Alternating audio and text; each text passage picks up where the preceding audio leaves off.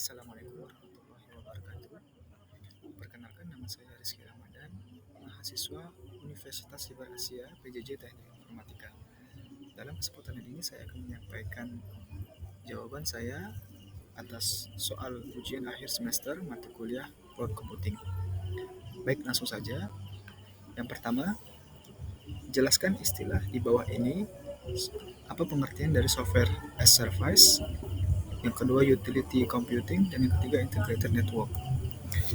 Software as a service adalah aplikasi ataupun perangkat lunak yang digunakan oleh user ataupun pengguna dengan menggunakan browser dan terkoneksi dengan jaringan internet tanpa harus melakukan instalasi pada perangkat lokal user. Contoh dari aplikasi as a service ataupun software as a service yakni email, kalender, dan mungkin sering kita gunakan adalah Google Spreadsheet ataupun Google Docs. Sebagai contoh, ketika kita menggunakan Google Docs ataupun Google Spreadsheet, kita tidak diwajibkan untuk melakukan instalasi aplikasi Office seperti pada umumnya, namun bisa kita langsung jalankan pada browser kita. Kemudian yang kedua, utility computing. Utility computing merupakan model layanan teknologi informasi yang menyediakan layanan komputasi yang fleksibel dan dapat diakses oleh user ataupun pengguna melalui jaringan internet ataupun jaringan private. Arti dari fleksibel di sini adalah pengguna hanya membayar layanan yang mereka gunakan, sehingga pengguna dapat menentukan sendiri batas dari penggunaan layanan ataupun batas tagihannya. Contohnya adalah ketika kita menggunakan layanan virtual private server. Sebelum kita menggunakan layanan virtual private server, kita tentu saja akan menentukan ataupun memilih paket yang sesuai dengan keperluan kita. Nah, biasanya paket-paket ini akan berbeda sesuai dengan requirement ataupun spesifikasi dari perangkat yang akan kita sewa. Sebagai contoh, ketika kita memilih paket A, di mana paket A itu biasanya menyediakan memori ataupun ruang penyimpanan sekian ataupun core prosesor sekian dengan kecepatan akses ataupun RAM sekian. Tentu saja tiap paket itu berbeda-beda sesuai dengan spesifikasi dan tinggal kita yang akan memilih paket mana yang mungkin sesuai dengan kebutuhan kita. Dan yang ketiga adalah integrated network. Integrated network merupakan jaringan yang terintegrasi yang menghubungkan beberapa perangkat sehingga memungkinkan terjadinya komunikasi seperti proses pertukaran data baik secara lokal ataupun secara global. Global di sini artinya ada internet. Saat ini ketersediaan jaringan menjadi salah satu penting dalam cloud computing. Kemudian soal yang kedua adalah jelaskan dan gambarkan arsitektur network dari hybrid cloud computing.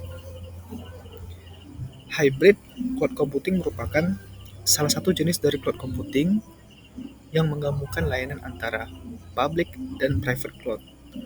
Dengan menggunakan layanan hybrid cloud, perusahaan dapat mengelola data yang sifatnya kredensial ataupun penting pada private cloud mereka, sekaligus menyediakan data yang dibutuhkan oleh customer dari perusahaan tersebut, tentu saja dengan menggunakan public cloud milik perusahaan tersebut. Sebagai contoh adalah, kita ambil contoh saja salah satu marketplace online di Indonesia, yaitu Tokopedia. Nah, Tokopedia dapat menggunakan layanan private cloud untuk menyimpan data-data yang memiliki kredensial ataupun memiliki data yang sifatnya konfidensial ataupun privacy. Sebagai contoh adalah data-data dari pengguna ya, data-data dari data-data akun pengguna Tokopedia. Namun, Tokopedia juga bisa menggunakan public cloud untuk menyediakan data-data yang berkaitan dengan transaksi pengguna. Oleh karena itu, ketika sebagai contoh kita melakukan transaksi pembelian di Tokopedia, kita dapat mengakses data-data yang berkaitan dengan transaksi pembelian kita. Namun, data-data terkait dengan user itu disimpan oleh pihak Tokopedia di dalam private cloud mereka, sehingga tidak bisa diakses oleh semua user seperti itu. Nah, di sini adalah ada arsitektur network hybrid cloud, di mana kurang lebih seperti yang telah saya jelaskan sebelumnya, suatu perusahaan bisa memiliki ataupun menggunakan private cloud untuk mengamankan ataupun menyimpan data-data yang sifatnya confidential ataupun menyangkut dengan privasi. Kemudian perusahaan juga bisa menggunakan public cloud untuk menyediakan data-data yang mungkin diperlukan oleh customer dari perusahaan tersebut. Yang ketiga, sebutkan hal-hal apa saja yang berpengaruh dalam implementasi cloud computing. Nah, berikut adalah hal-hal yang mungkin perlu kita perhatikan dalam melakukan implementasi cloud computing. Ini yang pertama adalah security.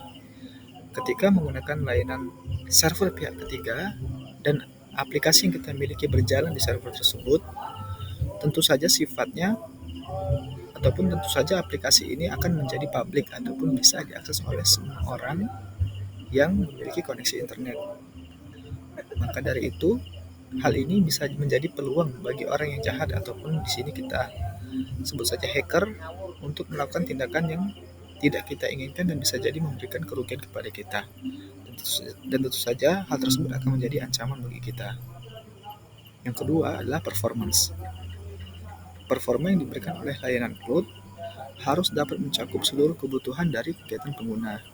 Dan kadang hal ini menjadi kendala mengingat teknologi cloud sangat bergantung dengan internet ya, dan perangkat yang digunakan dalam mengakses layanan cloud. Yang ketiga, government compliance. Saat ini belum ada regulasi yang mendukung terkait aturan penggunaan cloud computing ya. Dan hal ini bisa menjadi kerugian ketika kita mengalami suatu hal yang tidak diinginkan. Sebagai contoh saja misalnya terjadi kebocoran data. Kemudian yang keempat adalah financial. Karena layanan cloud yang umumnya ditawarkan berupa subscribe atau langganan, bagi mayoritas perusahaan, kos yang ditimbulkan atas biaya layanan tersebut dirasa akan lebih tinggi, mengingat jangka waktu pemakaian yang tentu saja akan lama. Dan mayoritas perusahaan akan lebih prefer dengan mengeluarkan biaya yang tinggi untuk investasi perangkat IT. Kemudian soal yang keempat adalah sebutkan dan jelaskan 8 keuntungan dan 3 kerugian dari virtualisasi dan cloud computing. Kita mulai dari kelebihan. Adapun beberapa kelebihan dalam virtualisasi dan cloud computing adalah yang pertama, pengurangan biaya investasi hardware. Kita bisa mendapatkan layanan komputasi secara virtual tanpa harus membeli perangkat komputer ataupun server. Hanya dengan berlangganan layanan cloud, kita sudah bisa mendapatkan akses dalam pengelolaan hardware ataupun komputer secara virtual dengan menggunakan koneksi internet tentunya. Yang kedua, kemudahan backup dan recovery. Ya. Mesin virtual secara otomatis memiliki backup yang dapat kita gunakan suatu waktu ketika terjadi hal yang tidak diinginkan. Biasanya, sistem operasi dan seluruh data akan dimuat ke dalam satu file image dan nantinya file image tersebut yang akan kita gunakan dalam melakukan restore ataupun mengembalikan data kita yang hilang sebagai contoh. Ketiga adalah kemudahan deployment. Ketika kita ingin melakukan duplikasi server virtual, kita tidak memerlukan waktu yang lama karena layanan cloud memiliki fitur yang dapat membantu kita dalam hal ini, sehingga proses implementasi suatu sistem dapat berjalan dengan cepat dan akurat.